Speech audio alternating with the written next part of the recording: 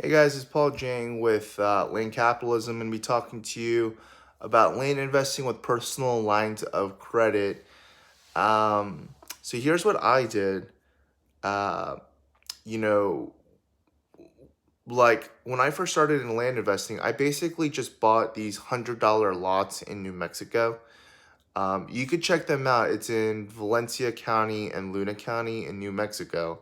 I think I still have a couple.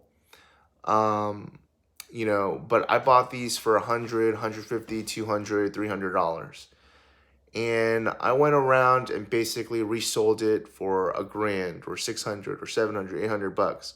Sometimes I would sell it to other land investors that are trying to get into the business because I knew that they could sell it for 2,000 or 3,000 if they marketed it like pretty heavily, on Facebook or Craigslist and did lower terms, things like that. But yeah, what I did was I bought these smaller lots and I you know used that to buy bigger lots. So once I sold it for 1,000, I just reinvested into the business. I started buying $1,000 lots, and then selling it for 3, 4, 5,000. And I take that money and reinvest it to other land. And um, at this point, we're starting to get into land that we're buying for $15,000 to $30,000 and giving it to a realtor to sell it for us for 32 or $50,000. And um,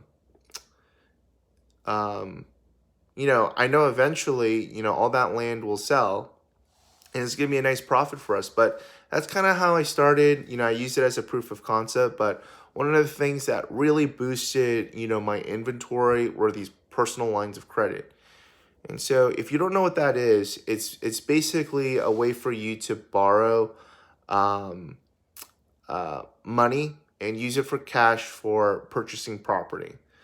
You could use it on other things, but for this purposes, I used it to buy more land. So if you just Google credit unions, basically you'll find that there's different ones. You just sign up, with a checking account, and you just ask them like, "Hey, can I get a personal line of credit?"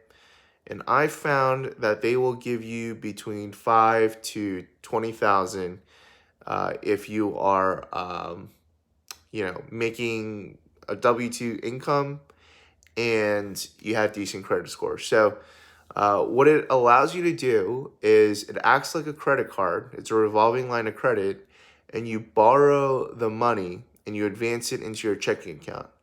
And once it's in your checking account, you could wire that money over to a title company. You could, write a check out to a land seller. You could use it for a myriad of options.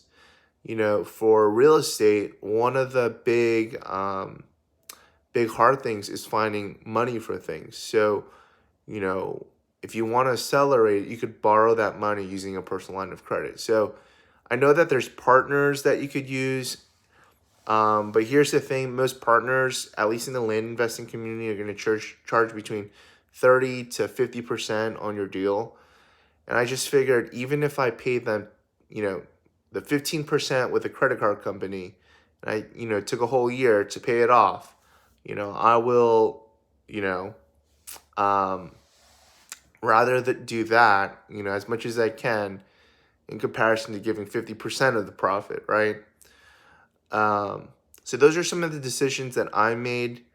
I'm considering more and more using some of the partners that I know I have access to fund some of my other deals. But at least right now, between our personal funds and using lines of credit, it's been a really good way for us to fund a lot of our deals. So it's just food for thought, something that you could use to get your deals going.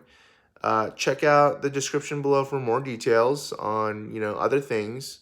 I got a course you could check out if you want to get into land investing. If not, no biggie. And if you can, subscribe to the channel. I appreciate it. Trying to grow the channel. It'll help us out a lot. Take care. Have a good one.